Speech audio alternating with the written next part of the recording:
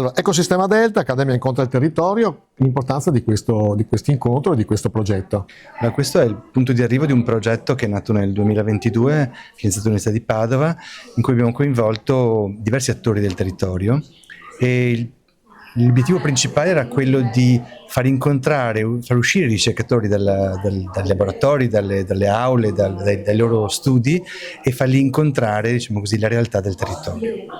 L'idea era di creare insieme comunicazione scientifica, comunicare la scienza, e questo è il primo prodotto del progetto. Infatti sono le mappe del Delta, quindi delle mappe fisiche cartacee che mettono insieme il sapere delle guide del parco, il sapere dei ricercatori e le conoscenze del territorio in una sorta di traccia che poi servirà alle guide per portare i turisti e chi è interessato all'interno del parco con questo bagaglio di conoscenze condivise. Ecco, come ha trovato il parco lei? Praticamente sappiamo che il parco è in Veneto, però molto spesso non c'è sinergia tra le varie province, tra Padova, Rovigo, il Delta addirittura. Lei come l'ha trovato? Io sono molti anni che lavoro, quindi sono partito da quello che già conoscevo, perché sia io che altri colleghi del Dipartimento lavoriamo molto nel parco. Io mi occupo da molti anni di molluschi, in particolare di vongole, ma anche di ostriche, quindi uno dei prodotti di eccellenza del territorio, quindi conoscevo le persone, i produttori, l'ente parco, e anche un altro collega il suo gruppo di ricerca lavorano invece molto sugli ambienti acquatici, sulla loro conservazione, sulle specie mammiferi marini, quindi c'era già una forte interazione, quindi siamo partiti un po' da quello che conoscevamo meglio e che comunque già amavamo molto come territorio, quindi è stato un po' facile, se vogliamo, la scelta. E quindi come l'ha trovato? Io sono sempre... Al di là, la domanda era praticamente al di là dell'entusiasmo di una persona che ama il parco, che prospettive può avere? Ecco, mettiamola così, è un territorio in progress, può variare oggi per domani, basta una mareggiata o quant'altro. Ci sono state cause importanti tipo il granchio blu che hanno scombussolato l'ecosistema, eccetera. Come può preservare, come può aiutare l'Accademia a questo? Allora, naturalmente noi non possiamo fermare le mareggiate, nemmeno risolvere problemi di cambiamenti climatici. Quello che possiamo fare però è aiutare nell'adattamento delle produzioni, ad esempio, sia quelle agricole che quelle acquicole, a questo tipo di eventi. Ad esempio, io sono direttamente coinvolto in una serie di progetti in cui stiamo cercando di far adattare, ad esempio, le vongole, le ostriche alle i progressivi cambiamenti climatici, quindi aumento della salinità o improvvisa caduta della salinità quando ci sono queste precipitazioni straordinarie, oppure la predazione, un progetto molto importante, appena partito a febbraio scorso, finanziato dalla Regione Veneto, ma soprattutto che ha fatto mettere insieme, in cui anche un po' questo progetto ha guidato quest'idea di fare squadra, quindi mettere insieme il territorio, i produttori, le loro associazioni, i pescatori, le due università coinvolte sulla parte acqua, quindi l'Università di Padova, l'Università di Ca' Foscari di Venezia,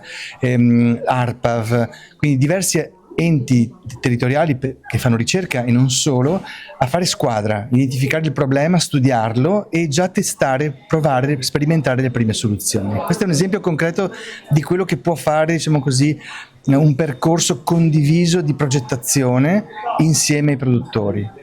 Faccio l'ultima domanda. Il riscontro con gli operatori agricoli, ittici, è buono? E ha trovato lo stesso entusiasmo nelle giovani generazioni e anche in quelli che sono un po' meno giovani? Allora, io in questo territorio lavoro e faccio ricerca da quasi 20 anni.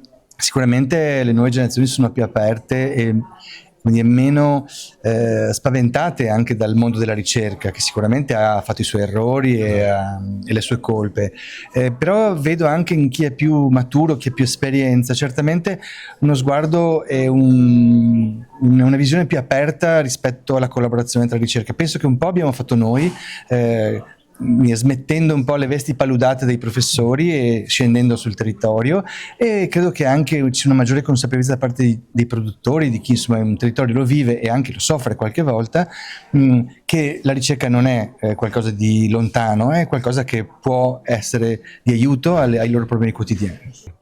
È una grande occasione per il Delta del Po, per le nostre genti e per i nostri anche operatori. Perché? Perché mettere a fianco tutte quelle che sono le conoscenze del Delta del Po e degli attori del Delta insieme all'università significa creare un valore aggiunto. Un valore aggiunto che è fatto di didattica e conoscenza, di studio, ma soprattutto di portare lo studio sul territorio di quello che è stato fatto. E io credo anche che sia un momento, non smetterò mai di usare questa parola, consapevolezza. Dobbiamo creare quella consapevolezza nelle nostre genti, nel nostro territorio, che sia talmente incisiva che la gente ha la tranquillità e che veda anche l'opportunità, dei passi avanti che possiamo fare, di quello che possiamo mettere in atto, di quello che è il futuro per l'offerta turistica, soprattutto sotto il punto di vista balneare da una parte, ma nell'entroterra con l'enogastronomia.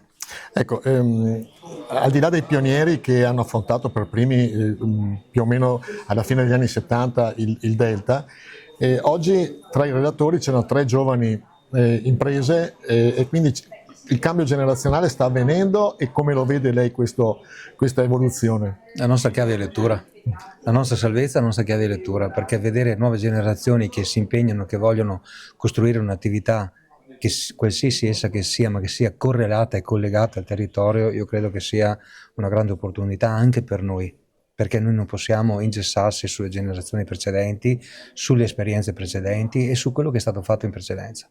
Il mondo evolve, corre velocemente, anche le nuove generazioni hanno qualcosa da insegnare a noi. Loro sono alle prime armi, ma come stanno parlando, come si stanno muovendo, non sono alle prime armi. Spesso sono loro i nuovi che ci stanno insegnando qualcosa per aggiustare anche noi il tiro per poter proseguire bene. Ecco, l'ultima domanda: il Delta è un territorio in progress. Purtroppo, abbiamo parlato prima con l'organizzatore di questo evento, una mareggiata potrebbe scombussolare e sconvolgere. Voi Parco come vi state muovendo anche per prevenire, se possibile, certi effetti negativi del clima, certi effetti negativi delle specie aliene che potrebbero invadere, come il granchio blu per esempio?